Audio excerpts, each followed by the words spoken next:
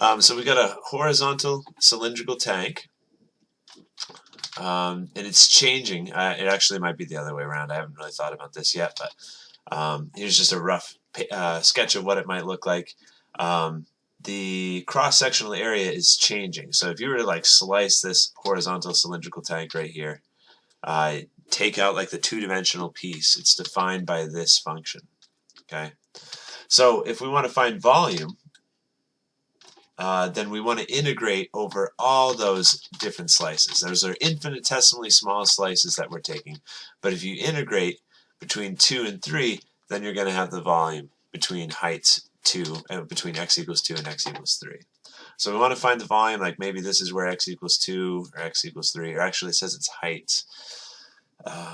So they might be like this. This is 2 meters and this is 3 meters. Okay, if we want to find the volume contained between those two vertical lines I just drew, then we're going to integrate between 2 and 3 for the cross-sectional area. So you can think of it like this too. You're going from 2 dimensions to 3 dimensions, right? Oops. This is meters squared, and when you integrate, when you find the antiderivative, you're going up a dimension into the 3rd dimension. So I'll leave that just in case, because some of these problems aren't randomized. That's the integration that you have to calculate. You know, if you're having trouble with that, you might want to first distribute the 4 and then integrate each term separately. Okay, that'll give you the volume you're looking for here. Just keep it in terms of a fraction. So for part B, it says, suppose the oil is being pumped into the tank at a rate of 70 liters per minute. So that, before I move on, what I have here is that the volume is changing. So dV, change in volume, based on time, because it's volume in terms of time here. So that's volume in terms of time. That's a positive 70 because it's increasing. If it said it was losing volume at 70 liters per minute, then it would be negative 70. So we have that, and they say something about the chain rule here. Let's see. How many meters per minute is the height of the oil tank changing, expressed in terms of x? So x is the height, okay? And so they're asking us to determine how many meters per minute is the height of the oil tank changing. So we're asked for a rate of change of the height per minute, per time unit. So we're asked to calculate this. Okay, and they've given you the formula up here. You could derive the formula too, but let's just we can just stick with the formula that they're giving us here through the chain rule. If you want dx dt, then you want to calculate dx dv, which we got to determine what that is together. And then we need dv dt, which we already have is 70. Okay, so the piece we're missing is dx dv. Okay, so up here, when we were considering volume, volume would be the antiderivative of the two-dimensional area, right? That means the derivative of volume with respect to x, using the fundamental theorem of calculus, it's even you take a derivative of an antiderivative, it just gives you whatever the original function was in here. So derivative of something being integrated is just itself, the function that's being integrated.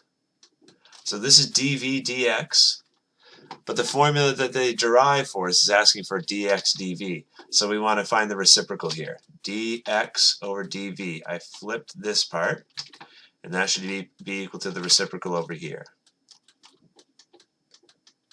And then one trick, I actually made a video before, and I missed this little detail. Look, this is in liters, okay?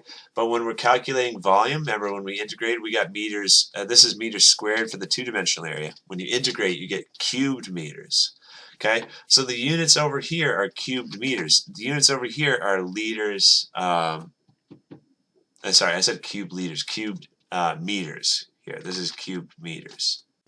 The units over here are liters, so we can use the conversion factor that 1 liter is 0.001 cubed meters. And so instead of saying dx dt equals dx dv, which we have, we're going to now multiply this by 70 times 0.001 to convert it to cube meters. So this is 0.07 meters cubed. Okay. Got to do that conversion or else we won't get the right answer. Okay, so that gives us 0.07 over 4. This meters is actually in the denominator here, just to be clear. That's 6x minus x squared. And there we go. So now we have dx dv. WebAssign might be okay with this answer, but I think I saw in the answer key that it combined these constants here. I think they do 0.07 divided by 4.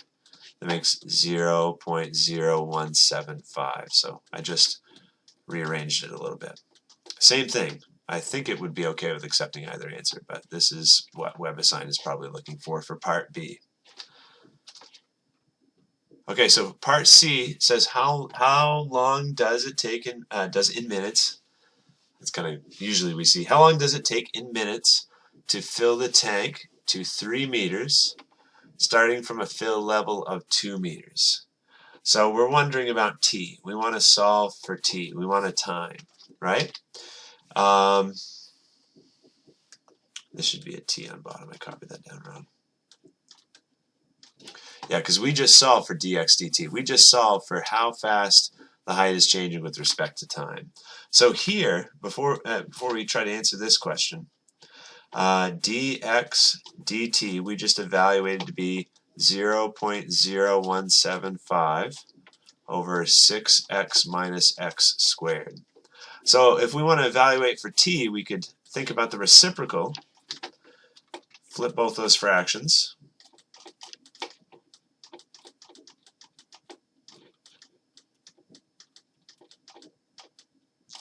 And then since we're trying to solve for a time based on x, we have a starting level of x for 2, we have an ending level for 3.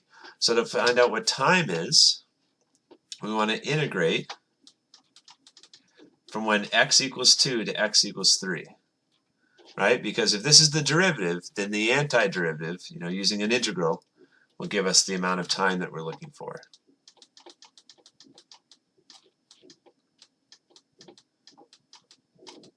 Okay, so I'll let you take it from there, just so I don't reveal all the answers here.